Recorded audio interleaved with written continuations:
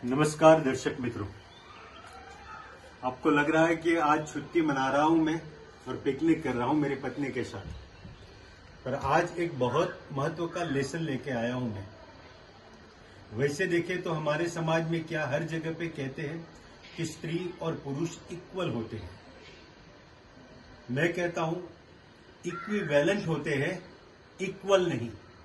Equivalent होते हैं, equal नहीं। मैं रिपीट करता हूं, क्योंकि स्त्री स्त्री है, पुरुष पुरुष है। दो में से कौन ज्यादा बड़ा या कौन ज्यादा महत्व का, तो बात गलत हो जाएगी। दोनों का महत्व इक्वल है, दोनों का बड़प्पन इक्वल है, पर दोनों की क्वालिटी में फर्क है।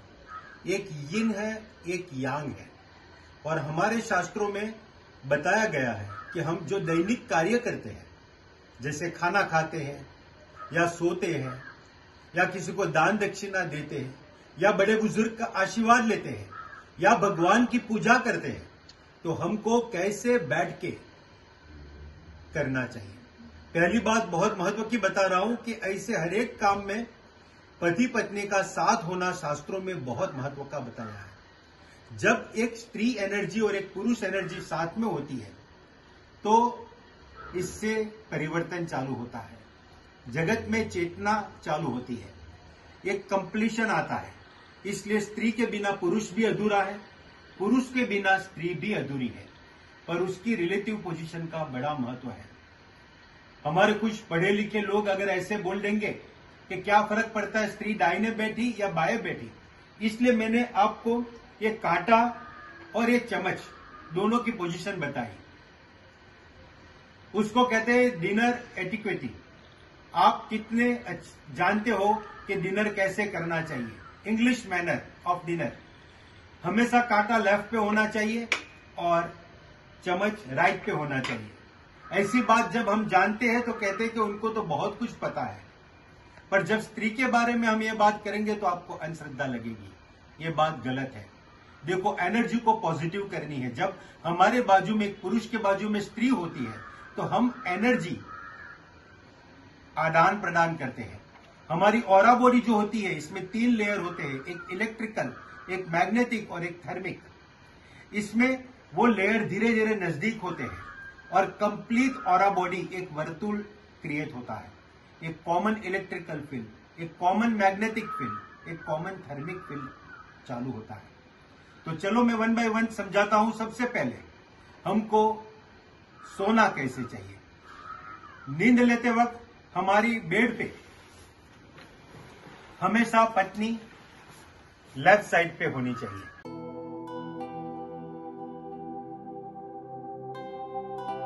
शुरू में जब नींद लेते हैं खाना खाने के तुरंत बाद, तो हमको हमारी करवट लेफ्ट साइड पे ही रखनी चाहिए, दोनों की।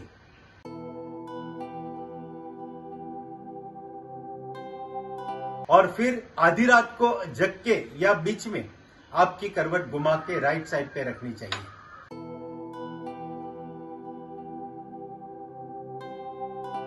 यह सोने का सही तरीका है। तो दोनों की करवट लेफ्ट पे, दोनों की करवट राइट पे रहे, ये बेस्ट रहता है। आधी रात के बाद राइट पे रहती है। और रिलेटिव पोजीशन सोने की बहुत महत्व की है। ऐसे करने से आपको लगेगा कि आप दोनों एक ही है, पर ये एक में इतनी ताकत है कि आपके सामने पूरी दुनिया कमजोर है। आप घर से बाहर जा रहे हो या घर में प्रवेश कर रहे हो, तभी भी यही नियम लगेगा कि आपकी वाइफ आपके लेफ्ट में रहे।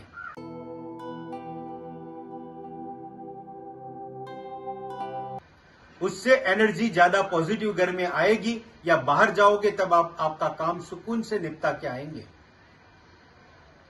जब बड़े बुजुर्ग के आशीर्वाद लोगे, तभी भी ये नियम ध्यान में रखो कि आपकी वाइफ आपके लेफ्ट में रहनी चाहिए।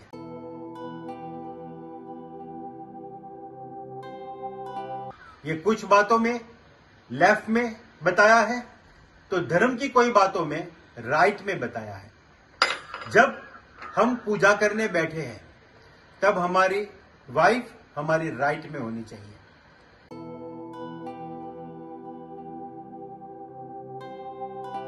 जब हम किसी को दान दे रहे हैं, तभी भी हमारी वाइफ हमारे राइट में होनी चाहिए।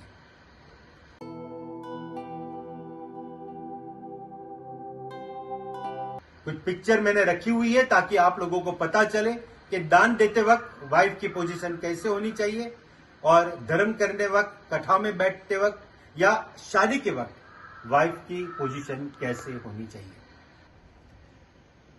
लेफ्ट में ज्यादातर काम में वाइफ को रखा गया है। जो पूजनीय काम है, जहां पे हम डायरेक्ट स्वर्ग में जाने की बात करते हैं दान से या तो धर्म से, तब वाइफ को राइट में रखा गया है। आप भगवान में मूर्ति में भी देखोगे तो कृष्ण भगवान के लेफ्ट में ही राधा पाओगे, राम भगवान के लेफ्ट में ही सीता पाओगे, विष्णु भगवान के लेफ्ट में ही लक्ष्मी जी पाओगे। आपको लगेगा कि लक्ष्मी जी गणेश जी के तो राइट में होती है, सही है, यहां संबंध इंपॉर्टेंट है। विष्णु भगवान की लक्ष्मी जी पत्नी के रूप में है, पर गणेश जी के मां के रूप में है। तो जब भी राइट में कोई स्त्री होती है तो वो आपके मां स्वरूप हो जाती है। इसलिए पूजा में हम अपनी मां को लेके बैठते हैं, दान देते हैं तो अपने मां को लेके देते हैं। अपनी ही पत्नी में उस समय अपने को अपनी मां का दर्शन करना, वो भावना लाने की और ये कर्म करने का। बाकी जहां पे हम पत्नी की भावना रखेंगे वहां पे पत्नी लेफ्ट में होनी चाहिए। ये लेफ्ट और राइट वाला जो मैंने आज एपिसोड तैयार किया, वो मेरे काफी दर्शकों की डिमांड थी कि एग्जैक्टली पति पत्नी को कैसे सोना चाहिए या घर के अंदर बाहर कैसे आना जाना चाहिए, तो वो आप जरूर बताइए। तो इस हिसाब से मैंने बताया। अनोखी अनाया पूछ रही है कि आज का नक्षत्र का क्या लेके आए हैं आप। आज पूर्वा भाद्रपद नक्षत्र है और आज का दिन कुंभ राशि का है। बेटा, पूर्वा भाद्रपद नक्षत्र कुंभ राशि से शुरू होता है, उसके पहले 3 चरण कुंभ में ही आता है, लास्ट वाला चरण मीन में चला जाता है, राशि बदल जाती है। कुंभ में तो से, सो और दा, सेजल, सौनक और दादाजी, ये कुंभ राशि हो गया। देखो दादाजी द बी, जब उसको दीर्घाई या रस्वाई नहीं है तब कुंभ राशि है। जब उसको दीर्घाई आ गई दी, जैसे दीदी, दीप्ति, राशि मीन हो गई। आपको लगेगा कि दामोदर कुंभ राशि और दीप्ति मीन राशि। यस, ये बड़ा फर्क है। पर ये पूरा पूर्वा भाद्रपद नक्षत्र के लिए आप लोगों का चहेता फ्रूट आम बहुत ही अच्छा है। आम का एक पौधा तो आप लोगों को जिंदगी में लगाना चाहिए, आपके घर के उत्तर दिशा की तरफ। एक गुठली लगा लिया, पौधा उग गया। बड़ा जगह नहीं हो तो आपको 1 किलोमीटर दूर भी उत्तर दिशा में लगा लो, उसकी सेवा करो। कोई दोस्त के फार्म पे भी लगाओगे, इतना ही फलेगा। और हमेशा ये जो कुंभ राशि वाले हैं उनको पश्चिम दिशा और उत्तर दिशा बहुत फलती है। पर लास्ट चरण जो पूर्वा भाद्रपद का है, जो मैंने बोला मीन राशि में चला जाता है, उनको पूरब दिशा बहुत फलती है। पूर्वा भाद्रपद का एक ही हमको सिंबल, 2 धारी तलवार, मतलब एक तलवार ऐसी जो इधर से भी तलवार है, इधर से भी तलवार है। अगर आपने जकल ली तो आपको कहीं ना कहीं लगेगा ही। तो ये 2 धारी तलवार की तरह ये कुंभ पूर्वा भाद्रपद नक्षत्र वाले होते हैं। बस इतना ही। नमस्कार।